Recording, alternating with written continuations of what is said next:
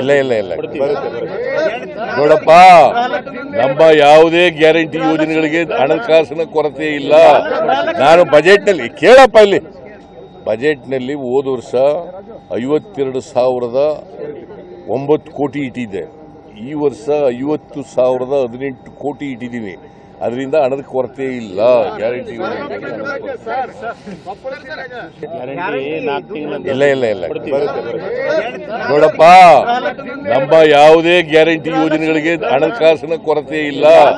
ನಾನು ಬಜೆಟ್ನಲ್ಲಿ ಕೇಳಪ್ಪ, ಇಲ್ಲಿ ಬಜೆಟ್ನಲ್ಲಿ ಹೋದ ವರ್ಷ 52,009 ಕೋಟಿ ಇಟ್ಟಿದ್ದೆ. ಈ ವರ್ಷ 50,018 ಕೋಟಿ ಇಟ್ಟಿದ್ದೀನಿ. ಅದರಿಂದ ಹಣದ ಕೊರತೆ ಇಲ್ಲ. ಗ್ಯಾರಂಟಿ ಏನು